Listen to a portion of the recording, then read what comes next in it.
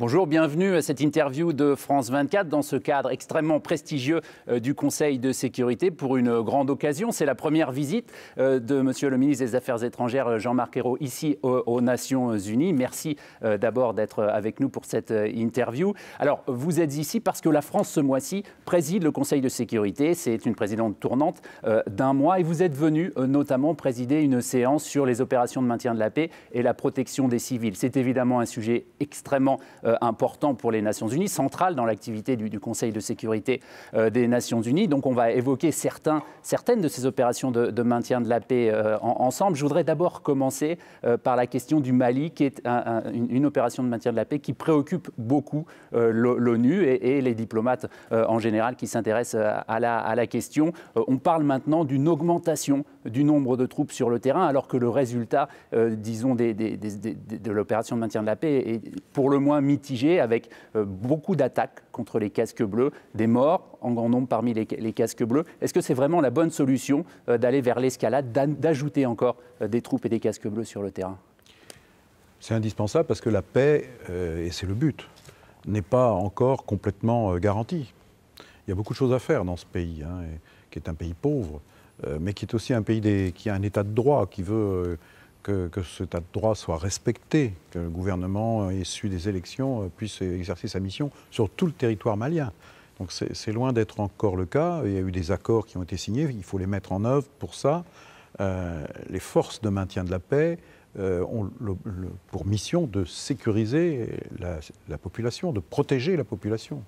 Il y a aussi une opération française qui est sous mandat des Nations Unies, qui s'appelle l'opération Barkhane, qui elle a une mission différente, qui est de lutter contre les incursions terroristes qui menacent le Mali. Donc toute cette région est encore fragile et a besoin d'être aidée. Donc les opérations de maintien de la paix sont là pour ça. Et donc nous arrivons à l'échéance, il faut la renouveler, la consolider. Je crois que c'est très attendu dans la région et c'est l'intérêt de la communauté internationale.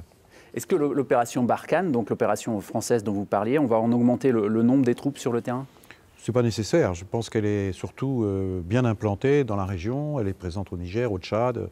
Elle travaille contre AQMI, contre l'État islamique au Mali, et avec des incursions terroristes qui visent les Maliens eux-mêmes.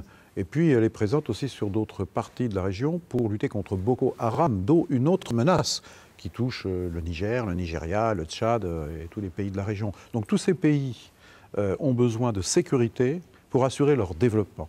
Car si on veut que ces pays se développent, que les populations qui y vivent n'aient pas d'autre espérance que de partir, de fuir et de prendre le chemin de l'immigration, alors il faut que des propositions de soutien leur soient faites dans les programmes de développement qu'elles veulent entreprendre, mais en même temps il faut assurer la sécurité. Il n'y a pas à opposer l'un à l'autre. Les deux vont de pair. Vous savez, je me souviens, lorsque le président de la République, François Hollande, a décidé de lancer l'intervention militaire française au Mali, c'était en janvier 2013, j'étais Premier ministre encore, et j'étais présent au Conseil de défense. C'était une question d'heure. Si nous n'étions pas intervenus, aujourd'hui le Mali serait sous contrôle djihadiste. Et toute la région le serait sans doute aussi. On voit au Mali, comme dans beaucoup de ces opérations de maintien de la paix, disons une ambivalence du pouvoir national vis-à-vis des casques bleus, vis-à-vis de la présence onusienne, avec une envie parfois d'instrumentaliser l'ONU dans les combats politiques internes, pour contrer les revendications indépendantistes, par exemple, dans le cas du Mali. Est-ce que finalement la présence de l'ONU n'a pas tendance à perturber au Mali ou ailleurs le jeu national normal et à faire durer les choses, à faire durer les conflits? On voit un des problèmes des opérations de maintien de la paix en Afrique, c'est que finalement, à l'exception peut-être de la Côte d'Ivoire, on n'arrive pas à les arrêter. Nous avons besoin d'une organisation internationale, d'une coalition internationale de lutte contre le terrorisme, par le renseignement, par les moyens militaires lorsque c'est nécessaire, et en même temps, vous voyez bien que lorsque les pays s'en sortent par eux-mêmes, il faut les aider. Et donc ça demande pour une certaine période une présence de l'ONU, par des opérations de maintien de la paix qui sont d'une autre nature, mais qui vont sécuriser la transition vers un pays qui marche à nouveau. En Centrafrique, une autre mission de maintien de la paix, où là on peut faire l'argument qu'effectivement les choses se sont apaisées considérablement grâce à la présence onusienne, mais ce qu'on retient sur la scène internationale, c'est pas ça, ce sont les agressions sexuelles, les violences commises par des casques bleus. Est-ce que l'image des casques bleus en général, et notamment des troupes françaises qui sont associées aux casques bleus, n'est pas de manière irréparable souillée par ce qui s'est passé? Comment on peut faire pour que les peuples sur le terrain puissent bien sûr, bien sûr. Les forces qui sont présentes, qu'elles soient de l'ONU ou nationales, françaises en l'occurrence, elles doivent être exemplaires. Rien ne peut être accepté ni toléré. En aucun cas, on ne peut passer sous silence, fermer les yeux. Est-ce que l'ONU fait assez? Il y a à nouveau un lanceur d'alerte qui récemment a démissionné en disant on ne fait pas assez au plus haut niveau. Je pense qu'il faut toujours faire mieux en tout cas. Parce qu'il ne faut rien laisser planer, et laisser planer aucun doute. Mais nous avons 128 000 personnels de l'ONU qui sont d'origine nationale diverse, qui sont déployés dans les 16 opérations de maintien de la paix. Donc c'est considérable. Mais dans leur immense majorité, ils se comportent bien. Il y a des règles très strictes. Il y a une formation qui est faite. Et quand il y a des cas, comme en Centrafrique, qui ont été signalés, qu'ils viennent d'autres pays ou qu'ils viennent de forces françaises, en tout cas pour la France, il y a immédiatement saisie de la justice, procédure judiciaire, avec à la clé de sanctions particulièrement fermes. Et s'agissant de personnel, malheureusement il n'y en a pas beaucoup, mais qui ont été manifestement coupables d'actes répréhensibles, le commandement militaire français a pris tout de suite des décisions qui s'imposaient. En tout cas, ce que je voudrais ajouter, puisque vous parlez de la République centrafricaine, il y avait là des groupes organisés qui se battaient entre eux, armés, et on allait tout droit vers une guerre civile. La France a décidé d'intervenir avec l'accord des Nations Unies. C'était une opération extrêmement risquée. Mais la France a pris ses responsabilités, l'opération Sangaris. Et aujourd'hui, cette opération est terminée.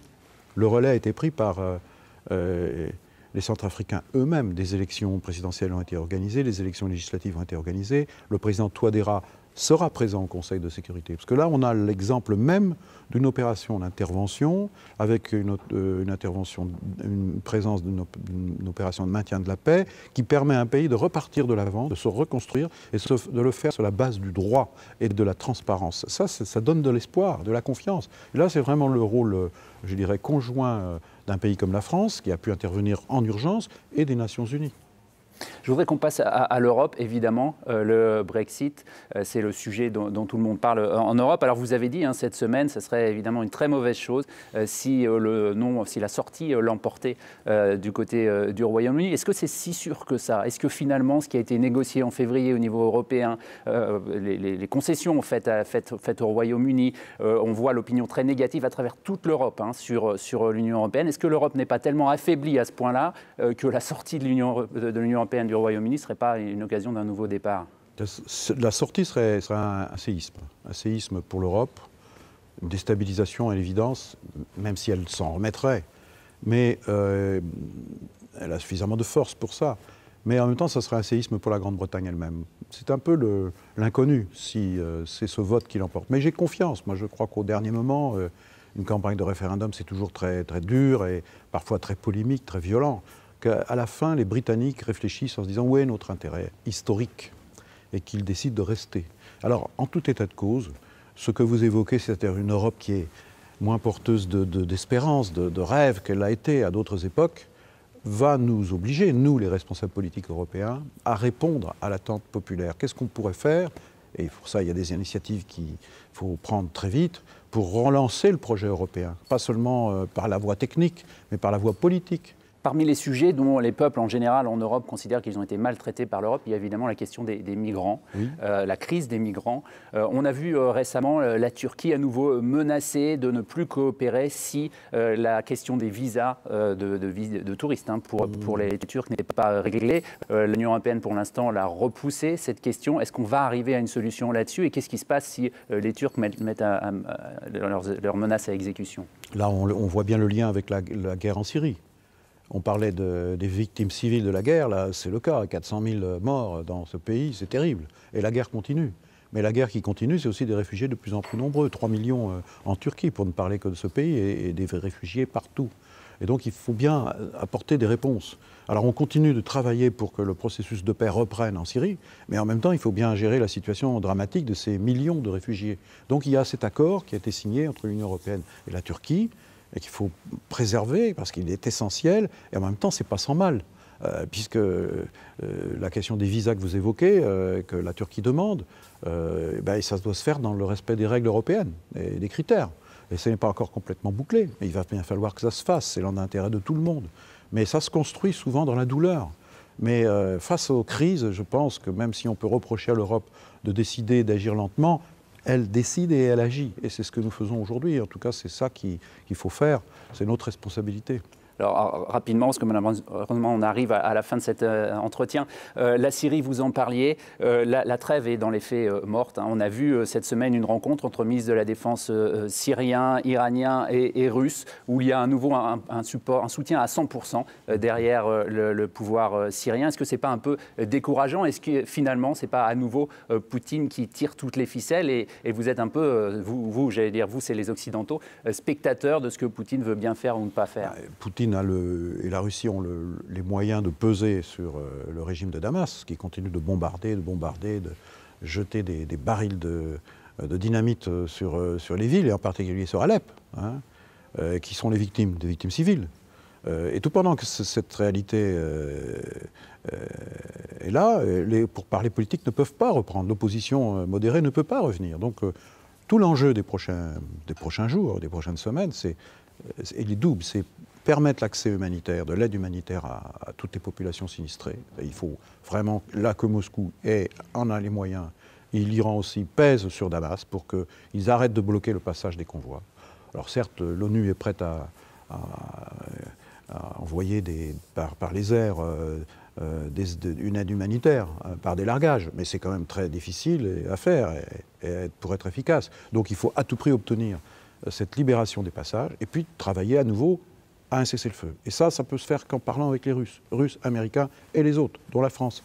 Parce que l'objectif, c'est la reprise des pourparlers politiques. Il n'y a pas d'autre solution. Donc ce que je crois... Mais on en est loin aujourd'hui. Oui, nous en sommes loin, puisqu'il y a eu cette interruption du cessez-le-feu, vous avez parfaitement raison. Mais quel est l'intérêt de chacun? Quel est l'intérêt des Russes, puisque vous parlez d'eux? C'est d'avoir la guerre qui continue pendant des années, une guerre qui va dans tous les sens et qui se traduit par un chaos permanent. Où il n'y aura pas de vainqueur, sinon la population civile qui sera détruite, entièrement détruite, ce pays ne sera plus reconstruit, et puis on aura des réfugiés partout, une déstabilisation intérieure, et pourquoi pas d'ailleurs, aussi en Russie. Donc je crois qu'il y a un moment, la raison doit l'emporter. Donc moi je ne cesserai pas, au nom de la France, de redire, et nous parlons à tout le monde, à tous les partenaires, et donc aux Russes, c'est l'intérêt de la communauté internationale de faire la paix. Alors pas là n'importe comment, puisqu'il y a la question de la transition politique. Et donc il ne s'agit pas de faire comme en Irak, où après la fin de la guerre, c'est le chaos. Là, il s'agit de construire un État qui préserve l'équilibre et l'unité de la Syrie, et qui permette aussi aux minorités de vivre en paix, et qui nous donne aussi une perspective de stabilité dans cette région, parce qu'on voit bien que quand il n'y a pas de stabilité, on a la situation irakienne, on a la situation libyenne, et de ce point de vue, je crois que nous pouvons partager cet objectif avec les Russes. Juste un mot sur un autre pays qui lui aussi connaît le chaos, la Libye. Il y avait cette semaine une réunion ici. Federica Mogherini est venue pour plaider pour l'extension de l'opération Sophia pour contrôler l'embargo sur les armes en Libye. Est-ce que finalement la communauté internationale va être attirée à nouveau en Libye sur le terrain comme ça peut sur le terrain non. Sur le terrain non, c'est pas l'objet, puisque là vous évoquez un mandat qui pourrait être élargi à la recherche d'un navire transportant des armes qui contribue à fournir Daesh, qui est installé dans le nord Libye. Ces contrôles pourraient, sous mandat des Nations Unies, être effectués en Méditerranée centrale, dans les eaux internationales. C'est indispensable pour casser cette montée en capacité des djihadistes de Daesh. Ça, c'est ce que nous pouvons faire. C'est la communauté internationale qui peut l'autoriser. Mais après, ce qui compte, c'est que le gouvernement de M. Sarraj, le gouvernement d'entente nationale en Libye, puisse vraiment exercer son autorité pleine et entière.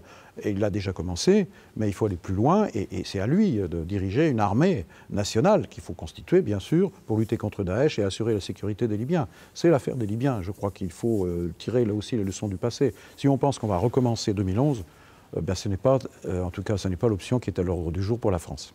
Monsieur le ministre, merci beaucoup. Merci d'être venu nous accorder cet entretien ici dans cette salle du Conseil de sécurité des Nations Unies. Merci à tous d'être avec nous. Restez avec nous pour plus d'informations sur France 24.